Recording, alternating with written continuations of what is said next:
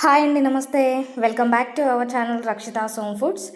ఈరోజు మన ఛానల్లో ఈ వీకెండ్కి చికెన్ మటన్ కాకుండా కొంచెం కొత్తగా ఇలా మిల్ మేకర్ గ్రేవీ కర్రీ చేసుకోండి. ఇది రైస్, చపాతీ, రోటీలోకి మరియు బిర్యానీలోకి కూడా చాలా చాలా బాగుంటుంది. మటన్కి ఏమాత్రం తీసిపోకుండా అంతే రుచితో అంతే టేస్టీగా ఉంటుంది. దీని ప్రాసెస్ కూడా చాలా సింపుల్గా ఉంటుంది. దీని ప్రాసెస్ ఏంటో ఇప్పుడు చూసేద్దాం. దీనికోసం ముందుగా నేను 2 కప్పుల వాటర్ని ఇలా బాయిల్ చేసుకుంటున్నాను. ఇందులోకి 1 కప్పు వరకు నేను సోయా చంక్స్ని, అదే మిల్ మేకర్ని యాడ్ చేసుకుంటున్నాను. ఇవి జస్ట్ ఒక 2 మినిట్స్ వరకు ఈ హాట్ వాటర్లో బాయిల్ చేసుకుంటే సరిపోతుంది. దీని తర్వాత ఒక స్ట్రైనర్లోకి తీసుకొని మొత్తం అంతా వాటర్ అంతా తీసేసుకొని మనం డ్రైన్ అవుట్ చేసుకోవాలి. తర్వాత ఇందులోనే నార్మల్ వాటర్ని పోసుకొని కొంచెం వాష్ చేసుకోవాలి. తర్వాత ఇందులో ఎక్సెస్ వాటర్ ఏమైనా ఉంటే ఇలా పప్పు గుత్తితోనే తీసేసుకోవాలి.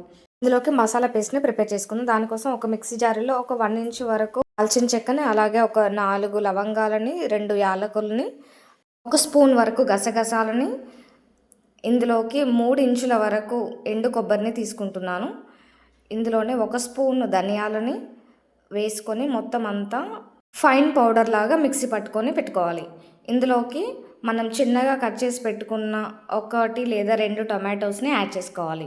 ఇందులోకి 2 స్పూన్ల వరకు పెరుగుని యాడ్ చేసుకుంటున్నాను. వీటన్నిటిని కూడా ఫైన్ పేస్ట్ లాగా మనం మిక్సీ పట్టుకోవాలి.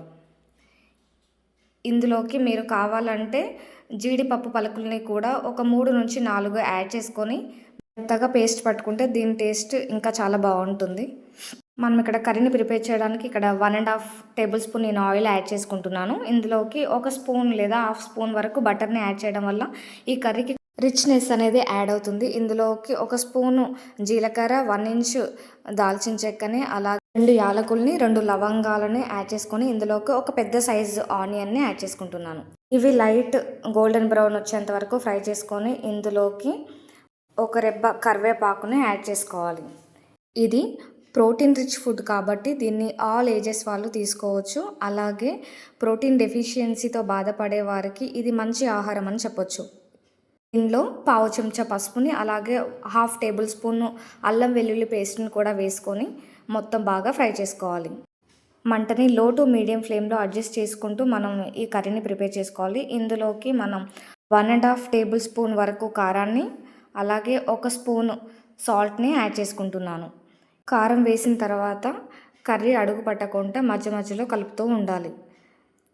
ఇలా కర్రీ అంతా దగ్గర పడిన తర్వాత మనం టమాటా మసాలా పేస్ట్ ఉంది కదా, అదంతటిని కూడా ఇందులోకి యాడ్ చేసుకొని బాగా మిక్స్ చేసుకోవాలి. ఇలా ఆయిల్ పైకి తేలిన తర్వాత ఉడికించి పక్కన పెట్టుకున్న సోయా చంక్స్ మిల్ మేకర్ని అంతటిని వేసుకొని ఆ మసాలా పేస్ట్లో అంతా కలిసే విధంగా బాగా మిక్స్ చేసుకోవాలి. దీని మీద మూత పెట్టి మధ్య మధ్యలో కలుపుతూ ఉండాలి. ఇందులోకి 1 స్పూన్ కసూరి మేతిని, అలాగే 1 స్పూన్ కొత్తిమీరని యాడ్ చేసుకొని మొత్తం అంతా బాగా మిక్స్ చేసుకోవాలి. కర్రీ అనేది అడుగు పట్టకుండా మధ్య మధ్యలో కలుపుతూ ఉండాలి. ఇప్పుడు మన గ్రేవీ కన్సిస్టెన్సీని బట్టి 1 గ్లాస్ వాటర్ని యాడ్ చేసుకుంటున్నాను. మీరు కావాలంటే కొన్ని ఎక్కువైనా యాడ్ చేసుకోవచ్చు. లాస్ట్లో కొత్తిమీరని యాడ్ చేసుకొని సర్వ్ చేసుకుంటే ఎంతో టేస్టీ అయినా ఈజీ అయినా meal maker gravy curry, soya chunks curry ready అయిపోతుంది. ఇది నాన్ వెజ్ తినని వాళ్ళకి బెస్ట్ రెసిపీ అని చెప్పొచ్చు. ఇంకెందుకు ఆలస్యం, మీ ఇంట్లో కూడా ఈ సోయా చంక్స్ హై ప్రోటీన్ కర్రీని మీరు కూడా ప్రిపేర్ చేసుకొని మీకు ఎలా కుదిరిందో కమెంట్ చేయండి. మీకు ఏ కాంబినేషన్లో ఈ రెసిపీ నచ్చుతుందో నాతో షేర్ చేయడం మాత్రం మర్చిపోకండి. ఫైనల్గా మన ఛానల్ని ఎవరైతే ఫస్ట్ టైం చూస్తున్నారో please like, share and subscribe to our channel Rakshita's home foods. Thanks for watching. Bye.